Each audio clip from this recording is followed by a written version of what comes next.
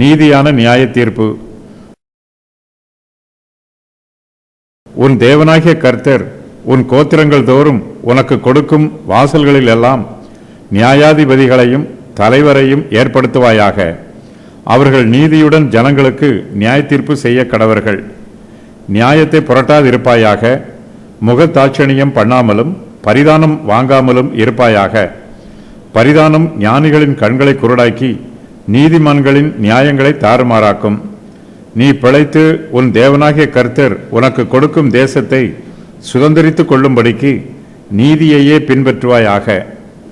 இஸ்ரவேல் புத்திரர் மத்தியிலே நீதியான நியாய தீர்ப்பு சொல்லப்பட வேண்டும். அவர்களுடைய வழக்குகள் நீதியாகவும் நியாயமாகவும் விசாரிக்கப்பட வேண்டும். கர்த்தர் உண்மையும் சத்தியமும் நீதியும் உள்ளவர்.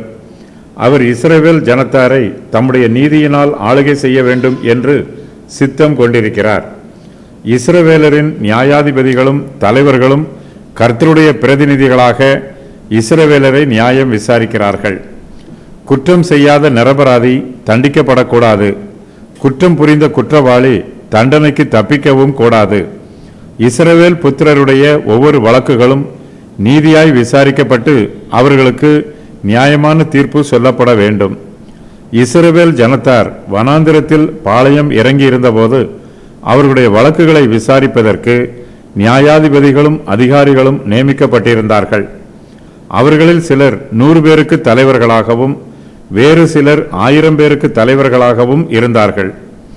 மோசே இஸ்ரவேலர் எல்லாரிலும் திறமையுள்ள மனிதரை தெரிந்து கொண்டு அவர்களை 1000 பேருக்கு அதிபதிகளாகவும் 100 பேருக்கு அதிபதிகளாகவும் 50 பேருக்கு அதிபதிகளாகவும் 10 பேருக்கு அதிபதிகளாகவும் ஜனங்கள் மேல் தலைவராக்கினார். இஸ்ரவேல் புத்திரர் கானான் தேசத்தில் குடியேறும் போது அவர்களுடைய ஒவ்வொரு பட்டணங்களிலும் நியாயாதிபதிகளும் தலைவர்களும் ஏற்படுத்தப்பட வேண்டும். மோசே இஸ்ரவேல் புத்திரருக்கு இது பற்றி சொல்லும்போது, உன் தேவனாகிய கர்த்தர் உன் கோத்திரங்கள் தோறும் உனக்கு கொடுக்கும் வாசல்களில் எல்லாம் நியாயாதிபதிகளையும் தலைவரையும் ஏற்படுத்துவாயாக. அவர்கள் நீதியுடன் ஜனங்களுக்கு நியாய தீர்ப்பு சொல்ல கடவர்கள் என்று சொல்லுகிறார்.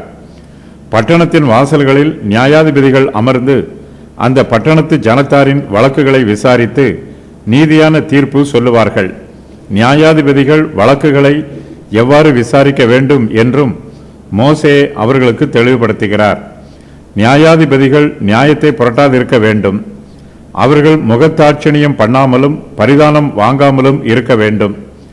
பரிதானம் ஞானிகளின் கண்களை குருடாக்கி நீதிமான்களின் நியாயங்களை தாறுமாறாக்கும். கர்த்தர் தங்களுக்கு கொடுக்கும் தேசத்தை சுதந்திரித்து அதிலே பிழைத்திருக்க வேண்டும் என்றால் இஸ்ரவேல் புத்திரர் நீதியையே பின்பற்ற வேண்டும்.